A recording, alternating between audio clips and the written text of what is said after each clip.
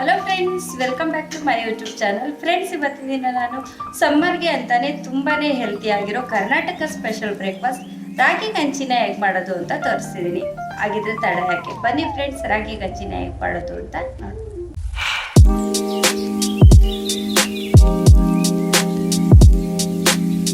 ಮೊದಲಿಗೆ ಇಲ್ಲಿ ಒಂದು ಕುಕ್ಕಿಂಗ್ ಪ್ಯಾನ್ ನ ತಗೊಳ್ಳಿ. ಕುಕ್ಕಿಂಗ್ ಪ್ಯಾನ್ ನ ತಗೊಂಡು ಅದಕ್ಕೆ ಜರಡಿ ಹಿಡ್ದಿರೋ ಅಂತ ರಾಗಿ ಹಿಟ್ಟನ್ನ 2 ಚಮಚದಷ್ಟು ರಾಗಿ ಹಸಿಟ್ಟನ್ನ ಆಡ್ ಮಾಡ್ಕೊಳ್ತಿದ್ದೀನಿ.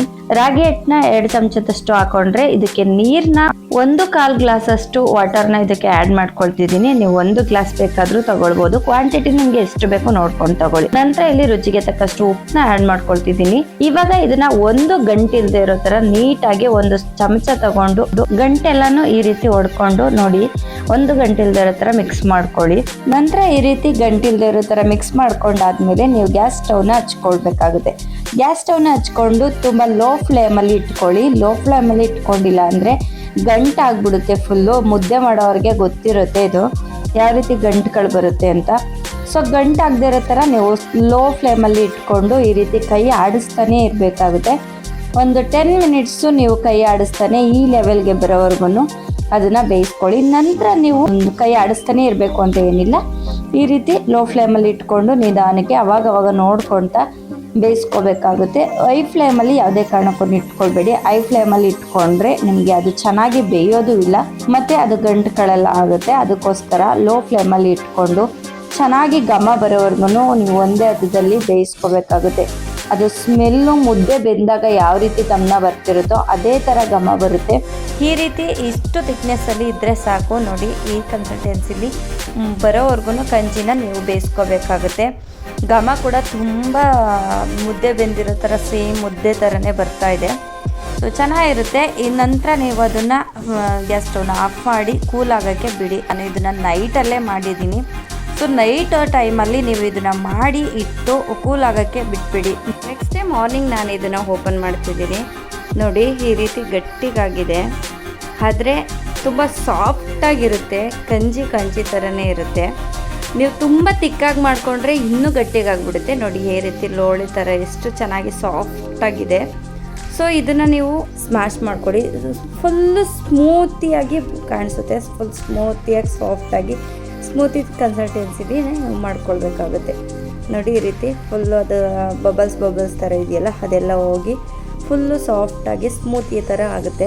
ಸ್ಮೂತ್ ಗಂಜಿ ಥರ ಮಾಡಿದಾಗ ಯಾವ ರೀತಿ ಇತ್ತು ಅದೇ ರೀತಿ ಅದಕ್ಕೆ ಇದು ಬರಬೇಕು. ಅರ್ಧ ಬೌಲ್ನಷ್ಟು ಮೊಸರನ್ನ ತೊಗೊಂಡಿದ್ದೀನಿ. ಮೊಸರನ್ನ ತೊಗೊಂಡು ವಿಸ್ಕರ್ನಲ್ಲಿ ಈ ರೀತಿ ಮಿಕ್ಸ್ ಮಾಡ್ಕೊಳ್ತಿದ್ದೀನಿ. ಇದನ್ನು ಅಷ್ಟೇ, ಮೊಸರನ್ನು ಗಂಜಿ ಹದದಲ್ಲಿ ಸಾಫ್ಟ್ ಆಗಬೇಕು. ಅದಕ್ಕೋಸ್ಕರ ಇದನ್ನು ವಿಸ್ಕರ್ನಿಂದ ಈ ರೀತಿ ಇವಾಗ ಇದನ್ನು ಮಿಕ್ಸ್ ಮಾಡ್ಕೊಂಡು ಆಗಿದೆ. ನಂತರ ಇವಾಗ ಇದಕ್ಕೆ ಇಟ್ಕೊಂಡಿದ್ದಂಥ ರಾಗಿ ಗಂಜಿ, ನಾನಿಲ್ಲಿ 1 ಬೌಲ್ನಷ್ಟು ರಾಗಿ ಗಂಜಿನ ತೊಗೊಂಡಿದ್ದೀನಿ. ನೋಡಿ, ಇದು ಎಷ್ಟು ಚೆನ್ನಾಗಿ ಕಾಣಿಸ್ತಾ ಇದೆ. ಅದಕ್ಕೆ ನಾನಿಲ್ಲಿ 2ರಿಂದ 3 ಚಮಚದಷ್ಟು ಈ ಚಿಕ್ಕದಾಗಿ ಕಟ್ ಮಾಡಿರೋ ಈರುಳ್ಳಿ ಹಾಕಿದ್ದೀನಿ. 1 ಹಸಿಮೆಣಸಿಕಾಯಿನ ಚಿಕ್ಕದಾಗಿ ಕಟ್ ಮಾಡಿ ಹಾಕಿದ್ದೀನಿ. ಸ್ವಲ್ಪ ಕೊತ್ತಂಬರಿ ಸೊಪ್ಪನ್ನ ಆ್ಯಡ್ ಮಾಡ್ಕೊಳ್ತಿದ್ದೀನಿ. ಇವಾಗ ಇದಕ್ಕೆ ನಾನು ಜೀರಿಗೆ ಪುಡಿನ ಆ್ಯಡ್ ಮಾಡ್ಕೊಳ್ತಿದ್ದೀನಿ. 1/4 ಟೀ ಸ್ಪೂನಷ್ಟು ಜೀರಿಗೆ ಪುಡಿನ ಆ್ಯಡ್ ಮಾಡ್ಕೊಂಡಿದ್ದೀನಿ. ಮತ್ತು ರುಚಿಗೆ ತಕ್ಕಷ್ಟು ಉಪ್ಪನ್ನ ಹಾಕ್ತಿದ್ದೀನಿ. ಜೀರಿಗೆ ಪುಡಿನ ಹಾಕ್ಕೊಳ್ಳೋದ್ರಿಂದ ಅದು ಫ್ಲೇವರ್ ತುಂಬಾ ಚೆನ್ನಾಗಿರುತ್ತೆ ಜೀರಿಗೆದು. ನಂತರ ಇವಾಗ 1 ಸ್ಪೂನಿಂದ ಇದನ್ನು ಮಿಕ್ಸ್ ಮಾಡ್ಕೊಳ್ತಿದ್ದೀನಿ. ನಿಮಗೆ ಕ್ವಾಂಟಿಟಿ ಎಷ್ಟು ಬೇಕೋ, ಎಷ್ಟು ಜನಕ್ಕೆ ಬೇಕೋ ನೋಡಿಕೊಂಡು ಮಾಡ್ಕೊಳ್ಳಿ.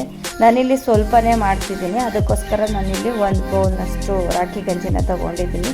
ಈ ರೀತಿ ಎಲ್ಲನೂ ಚೆನ್ನಾಗಿ ಮಿಕ್ಸ್ ಮಾಡ್ಕೊಂಡ ನಂತರ ಇದಕ್ಕೆ ನೀವು ನೀರನ್ನ ಆ್ಯಡ್ ಮಾಡ್ಕೊಳ್ಬೇಕಾಗತ್ತೆ. ನೀರನ್ನ ಅಷ್ಟೇ ನಿಮಗೆ ಎಷ್ಟು ಬೇಕು ನೋಡ್ಕೊಂಡು ಆ್ಯಡ್ ಮಾಡ್ಕೊಳ್ಳಿ. ನಾನಿಲ್ಲಿ 1 ಅರ್ಧ ಗ್ಲಾಸ್ನಷ್ಟು ನೀರನ್ನ ಆ್ಯಡ್ ಮಾಡ್ಕೊಳ್ತಿದ್ದೀನಿ. ತುಂಬಾ ಚೆನ್ನಾಗಿರುತ್ತೆ ಟೇಸ್ಟ್ ಅಂತೂ. ಖಂಡಿತವಾಗ್ಲೂ ನೀವು ಒಂದ್ಸಲ ಮಾಡ್ಕೊಂಡು ಕುಡಿದ್ರೆ ಮಾರ್ನಿಂಗ್ ಬ್ರೇಕ್ಫಾಸ್ಟ್ಗೆ ಯಾವಾಗ್ಲೂ ಇದನ್ನೇ ಮಾಡ್ಕೊಳ್ಬೇಕು ಅಂತ ಅನಿಸುತ್ತೆ. ಅಷ್ಟು ಚೆನ್ನಾಗಿರುತ್ತೆ ಮತ್ತು ಅಷ್ಟು ಹೆಲ್ತಿ ಕೂಡ ಹೌದು. ಡಯೆಟ್ ಮಾಡೋರು ಕೂಡ ಇದನ್ನು ಸೇವಿಸ್ಬೋದು. ಡಯೆಟ್ ಮಾಡೋರ್ಗು ತುಂಬ ಒಳ್ಳೆಯದು. ಮತ್ತು ಡಯಾಬಿಟಿಸ್ ಇರೋರಿಗೆ ಎಲ್ರಿಗೂ ತುಂಬ ಒಂಥರ ಹೆಲ್ತಿ ಫುಡ್ ಅಂತಲೇ ಹೇಳ್ಬೋದು ಇದು ಬ್ರೇಕ್ಫಾಸ್ಟ್ ರೆಸಿಪಿ ಮಾರ್ನಿಂಗು. ಮತ್ತು ವಯಸ್ಸಾದವ್ರಿಗೆ ಹೆವಿ ಬ್ರೇಕ್ಫಾಸ್ಟ್ ತಿನ್ನೋದ್ರಿಂದ ಜೀರ್ಣ ಸರಿಯಾಗಿ ಆಗಲ್ಲ.